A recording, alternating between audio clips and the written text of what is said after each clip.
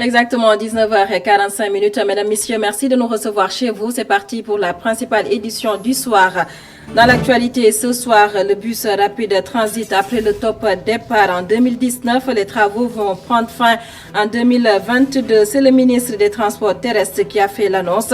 Mansour Faye effectué une visite de chantier, le BRT, sur un linéaire de plus de 18 km.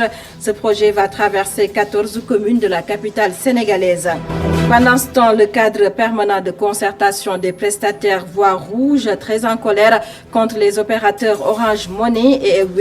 Les membres ont lancé ce matin l'opération Riposte et réclament une mainmise de l'État du Sénégal pour réguler le secteur.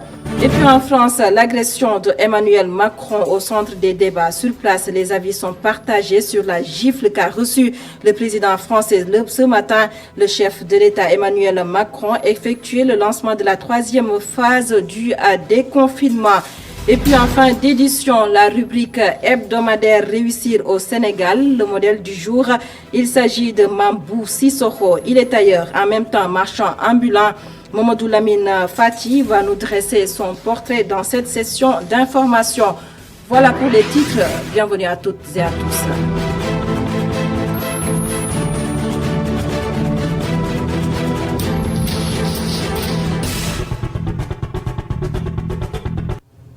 Bonsoir à toutes et à tous. Je vous l'annonçais dans les titres. Colère du cadre permanent de concertation des prestataires. Les membres ont lancé ce matin l'opération Riposte. Ces derniers qualifient de concurrents déloyaux les opérateurs Orange Money et Wave. En conférence de presse ce matin, les prestataires demandent à l'État du Sénégal de parfaire leurs conditions de travail et appellent nos autorités à la rescousse à Bindiaya. L'heure est à l'action, l'heure est grave. Les prestataires du transfert d'argent du Sénégal n'en peuvent plus de l'exploitation qu'ils subissent selon eux. La concurrence déloyale des opérateurs téléphoniques Wave et Orange Money selon leurs termes, les frais de commission dérisoires, des points de transfert qui disparaissent et la non-régulation du secteur, tous ces facteurs expliquent le mouvement du CPCP. Le cadre permanent de concertation des prestataires entend dénoncer ces dérives aux yeux de ses membres pour permettre aux prestataires de gagner dignement leur vie à travers les frais de service. Oui, c'est une rencontre qui va dans le cadre de la riposte de ce qui s'est arrivé aujourd'hui entre les opérateurs de transfert d'argent. Donc vous constatez qu'il y a une concurrence déloyale entre ces opérateurs au point qu'aujourd'hui nos services sont réduits au néant. Vous savez qu'aujourd'hui, les clients ne paient plus à cause de cette concurrence. Maintenant, ce que nous devons faire en tant que responsables des prestataires, nous devons organiser la riposte. C'est à cause de ça que nous avons appelé tous les prestataires de transfert d'argent aujourd'hui pour au moins peaufiner une stratégie de riposte en créant des frais de service qui vont nous permettre de survivre. Un ras-le-bol de ces prestataires de transfert d'argent réunis autour de ces trois organisations, Renapta, Azata et Nyolank. Elles demandent à l'État de réagir face à cela. Nous avons des techniciens, nous avons des experts, nous avons des techniciens que nous avons utilisés. C'est sur cette base que nous avons fait ces frais de service. Ce n'est pas au hasard. Nous ne l'avons pas fait au hasard. Nous avons pris des techniciens à la matière avec notre expérience dans le domaine, mais aussi avec ce que nous vivons tous les jours, que nous avons créé ces frais de service, qui n'ont rien à voir avec les frais des opérateurs. C'est le service rendu aux clients qu'on est en train de taxer. On ne peut pas laisser les opérateurs tripatouiller à tout moment nos commissions aux yeux de l'État. Ces frais de service, en dehors des frais tarifaires des opérateurs téléphoniques, permettront d'une certaine manière aux prestataires d'évoluer dans un cadre de travail adéquat et durable. Abindia, et bientôt la fin des travaux du BRT, bus rapide transit. Le chantier sera livré en décembre 2022 et concernant l'hivernage qui se profile, le ministre des Transports terrestres rassure, selon Mansour Faye, toutes les dispositions ont été prises pour une bonne évacuation des eaux pluviales. Il a dit lors d'une visite de chantier, c'était ce matin en présence de Mamadou Dia. 10h30. Descente du ministre des Transports terrestres à la cité Gadaye de Guédiawaye, où se trouve la base du chantier du BRT. Le directeur du CETUD rend compte sur l'état d'avancement des travaux. 11h, le cortège du ministre prend le circuit du bus rapide transit en compagnie du maire de Guédiawaye pour constater les travaux. D'abord, aux stations de Guédiawaye, les chantiers avancent. À pas de géant, même constat à Grand Médine, Liberté 6 et Petersen, le terminus. Partout, le rythme est satisfaisant. Ce que nous avons constaté par rapport donc, à l'avancement de ces travaux, nous pouvons espérer que ces travaux vont, en tout cas, ce chantier sera livré au plus tard en 2022, en décembre 2022. Et avec le système de rabattement en perspective, nous pensons fondamentalement que, en tout cas, la mobilité des populations au niveau donc, de Dakar, cette mobilité sera fortement et très fortement même améliorée. Les travaux du BRT se font sur un rayon de 18 km. 11 communes sont impactées. L'hivernage se profile à l'horizon, mais le ministre rassure, des dispositions sont prises pour parer en toute éventualité. Vous savez, l'AGEROUTE qui en assure la maîtrise d'ouvrage délégué, qui supervise avec des bureaux d'études ces travaux réalisés, qui sont en train d'être réalisés par l'entreprise CRVC, en relation avec ONAS et toutes les structures, la direction des routes, les dispositions effectivement sont prises pour que ces craintes-là, en termes d'inondation, soient prises en compte. L'année dernière, le projet avait déjà démarré, des mesures avaient été prises. Ces mêmes mesures seront prises cette année et même renforcées pour que des désagréments liés à la période hivernage ne puissent en tout cas amener des difficultés particulières par rapport à l'avancement du projet. Au-delà de l'hivernage, le Sénégal s'apprête à accueillir des événements internationaux. La commune de Dakar exhorte à plus de rapidité. Vous le savez tous, nous allons vers de grands événements. Il nous faut que Dakar soit vraiment libre de circulation. Je veux dire que la mobilité doit être un problème majeur que nous devons régler avant ces événements mondiaux qui vont se passer à Dakar. Le ministre nous a promis une livraison des travaux d'ici décembre 2022, mais si ça pouvait être plus proche encore, ce serait mieux. Parce que déjà en 2022, nous avons le Forum mondial de l'eau et nous allons recevoir beaucoup de monde. 144 bus sont prévus sur le trajet du BRT pour 300 000 passagers par jour. Cela pour améliorer la mobilité urbaine. Le Sénégal et ses partenaires ont injecté sur le projet 300 milliards de francs CFA. Les travaux sont livrés en décembre 2022. Mamadou Dia, le port autonome de Dakar a fait son bilan de l'année 2020. Plus de 10 milliards de francs CFA réalisés comme bénéfice au courant de cette année. Le directeur général du port autonome de Dakar, Ababacar Sadir Bey, compte maintenir le cap. Nous l'écoutons au micro de Mamseyna Boubabou. Nous avions eu très peur qu'avec la Covid, donc les indicateurs seraient atteints à des niveaux disproportionnés. Mais je crois qu'avec la stratégie qui a été mise en place et l'engagement des travailleurs, nous en sommes plutôt bien sortis avec un résultat net de plus de 10 milliards de francs CFA, 10,5 milliards, même si ce résultat net a connu une baisse par rapport à l'exercice 2019.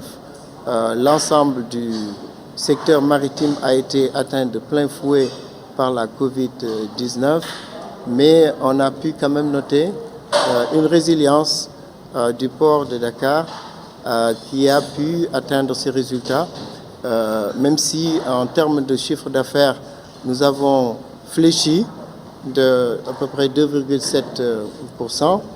À peu près en termes absolus, on a perdu à peu près 1,6 milliard. Mais néanmoins, nous avons à peu près 60 milliards de chiffre d'affaires contre 61 milliards en 2019. Nous avons maintenu, nous avons atteint et dépassé ce taux de rentabilité qui était prévu pour 2023. Donc en 2020, nous sommes à 17%. même si on avait eu en 2019 un taux de rentabilité de 23%, mais ça veut simplement dire que le potentiel du port est énorme et le plan stratégique qui a été aussi mis en place a fonctionné.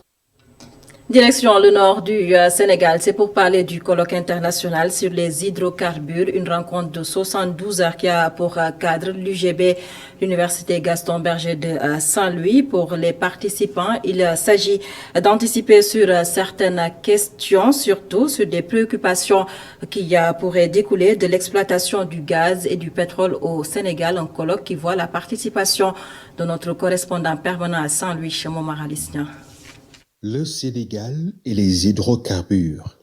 Tel est le thème du colloque international organisé par l'unité de formation et de recherche des sciences juridiques et politiques de l'Université Gaston Berger de Saint-Louis, un colloque qui réunit d'éminents chercheurs du Sénégal et d'ailleurs. L'idée, c'est d'installer en fait l'UGB comme pôle de réflexion et de proposition par rapport aux hydrocarbures.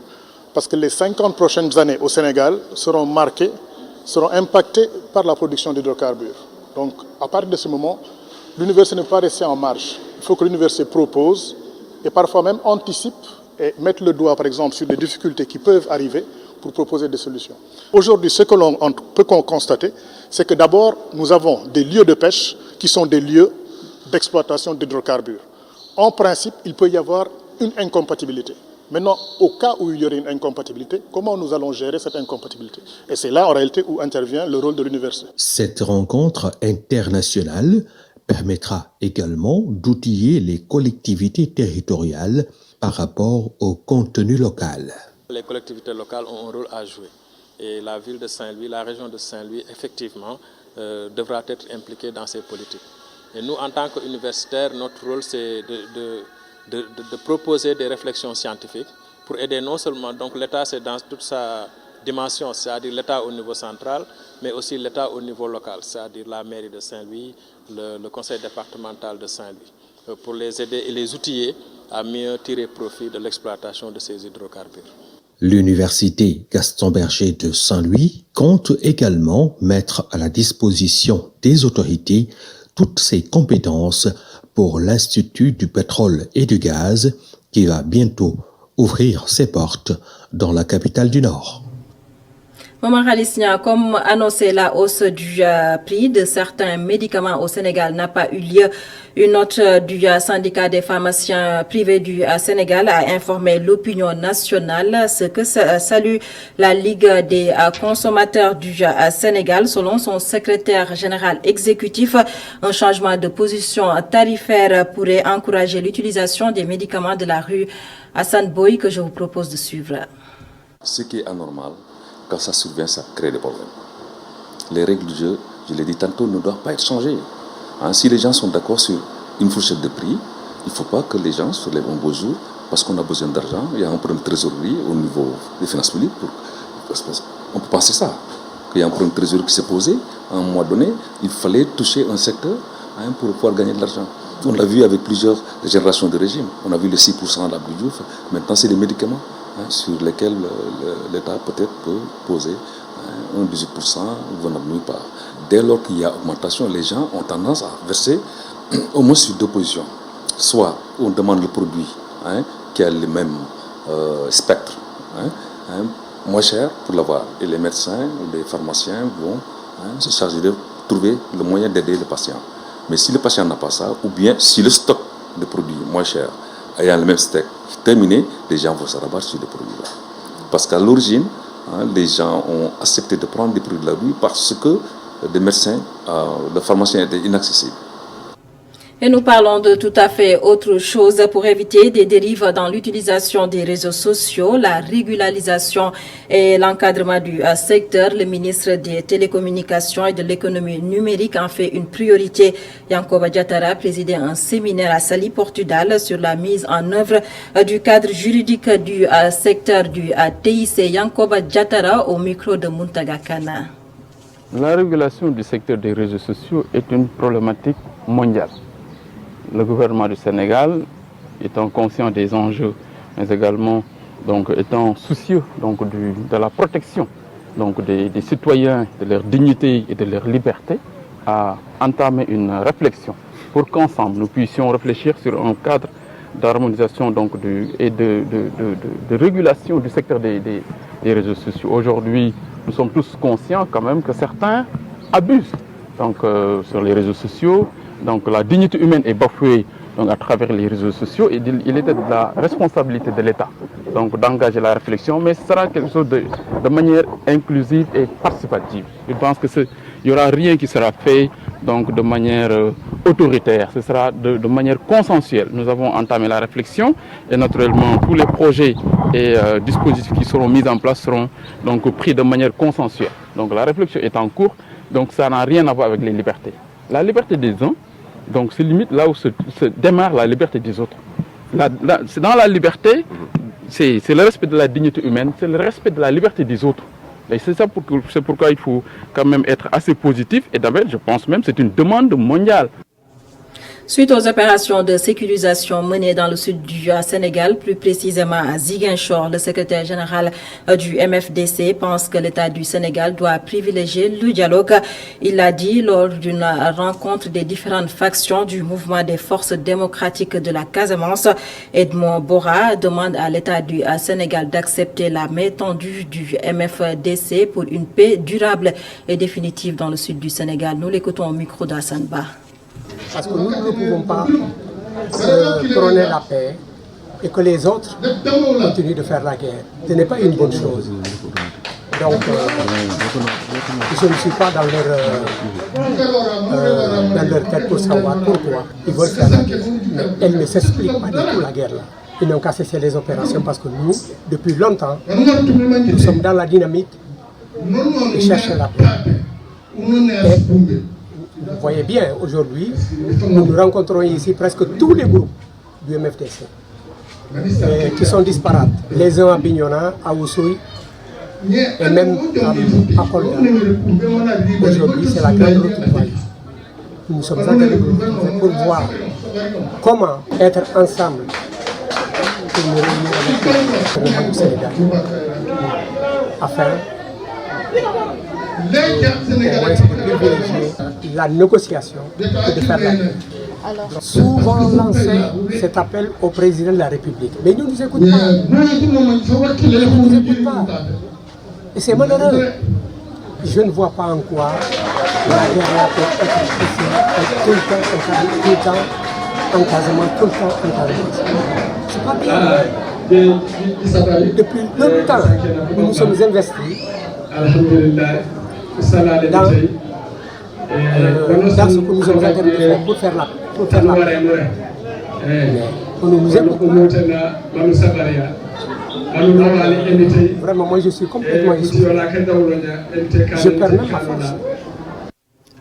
De la culture dans ce journal reçu Révolution de la culture sénégalaise, reçu un mouvement qui vise à soutenir et valoriser la production des artistes du Sénégal. Une initiative de Baba Amdi face à la presse. L'artiste, auteur, compositeur est revenu sur comment les acteurs culturels comptent s'organiser pour apporter du sang neuf dans ce secteur de la culture au Sénégal. Baba Amdi que nous écoutons au micro de Augustin Mandan. C'est ça reçu.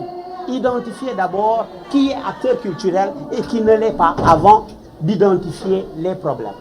Alors le mouvement reçu est venu avec une base de données très solide avec des cartes de profession, des cartes professionnelles.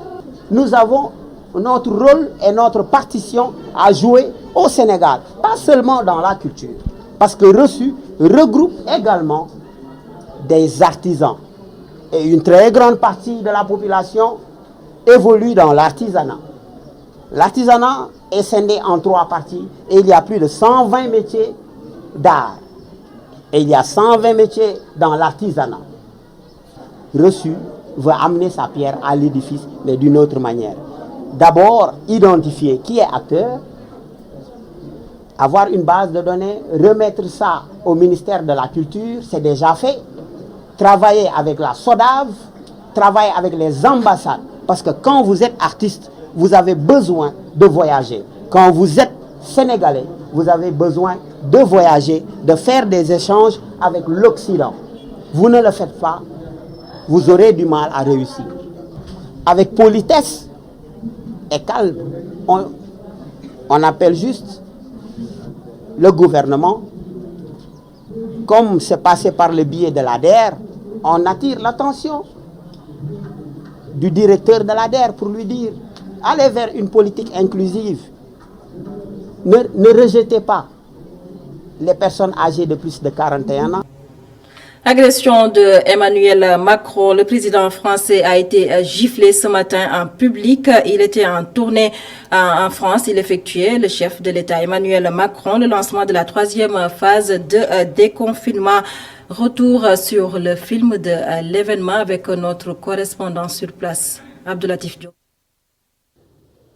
Depuis la fin de matinée de ce mardi, une vidéo d'agression d'Emmanuel Macron fait le tour des réseaux sociaux. Le président français s'est fait gifler par un homme dans le Drôme au centre-sud de la France, où il s'est rendu ce mardi pour lancer la 3e phase du déconfinement. À quelques mois de l'élection présidentielle, le président Macron devrait faire face à beaucoup de mécontents dus à la pandémie de Covid-19. La difficile situation sociale en France a beaucoup contribué à la montée de la violence et de la haine envers les gouvernants. Si certains déplorent le geste qualifié de très grave et anti-républicain, d'autres l'assimilent à une expression de sentiment d'amertume des Français, notamment des professionnels de l'hôtellerie et de la restauration qui ont payé un lourd tribut de cette pandémie de coronavirus qui a assez duré et beaucoup affecté plusieurs secteurs socio-économiques du pays. Le Premier ministre Jean Castex a déploré cette agression et appelle à un sursaut républicain face à cette crise sanitaire.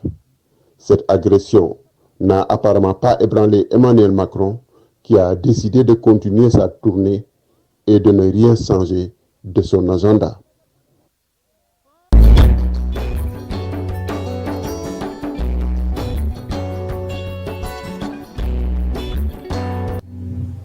Nous sommes mardi, la rubrique hebdomadaire Réussir au Sénégal. Aujourd'hui, nous sommes allés à la rencontre de Mamobou Sissoko, un jeune tailleur, mais également marchand ambulant. Mamobou trouve son compte dans ces deux activités. Il encourage ainsi ses pairs dans l'entrepreneuriat. Son portrait nous est dressé par Mamadou Lamine Fatija. Non, maintenant tout début est difficile. Li tubaab bi di wax naan lu commencé rek métti quoi, mais ñun dañuy ñaan yàlla commencement ak métti pour mujjantal ba mu neex parce que ñaanuñu yàlla commencé dara mu neex. Donc góor dëgg dafa war a jaar fu métti boo xamante tey suba bu amee alalam dina xam nan la koy gérer nan la koy téye. Croire en soi, faire de son mieux pour s'en sortir. Tout jeune devrait avoir cette philosophie.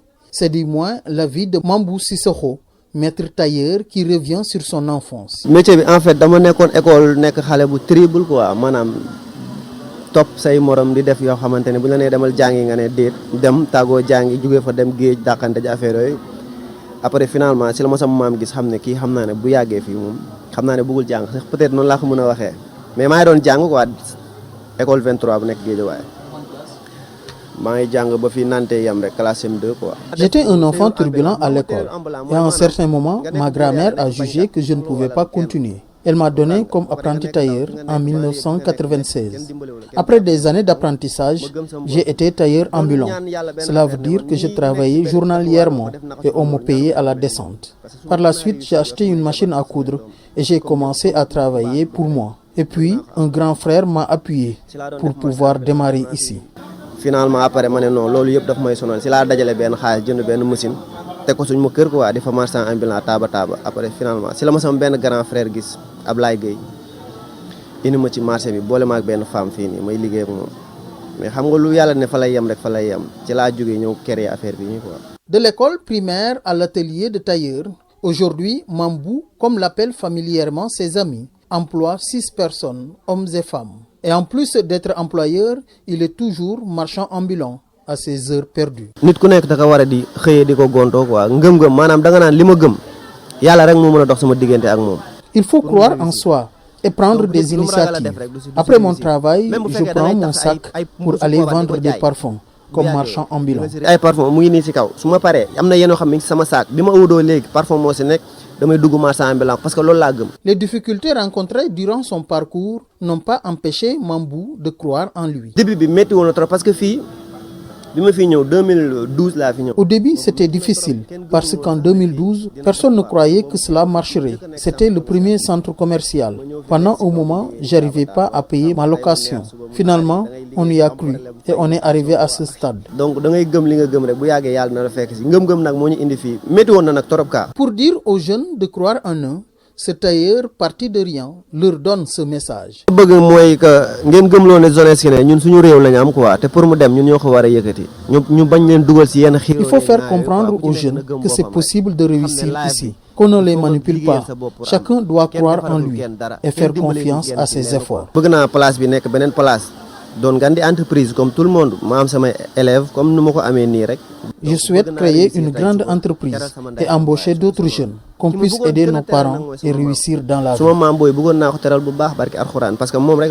D'employé à employeur, la vie n'a pas été facile pour Mambou Sissoko. Malgré ses embûches, ce tailleur a tenu bon. Aujourd'hui, il gère son entreprise. C'est dire que dans la vie, seul le travail paie.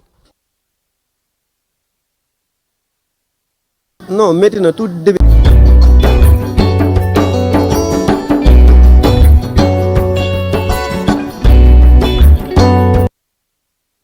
Mamadou Lamine Fati. Et puis en sport, football, match amical entre les Lions de la Teranga et le Cap-Vert. Le Sénégal joue contre le Cap-Vert depuis 19h au stade Lat Dior de Thiès pour sa première sortie.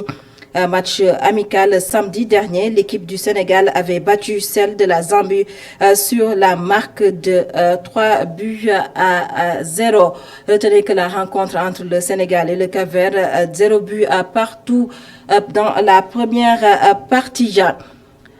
Fin de cette session d'information. Mesdames, Messieurs, merci de nous avoir suivis. Passez d'excellents moments en compagnie de nos programmes sur ITV.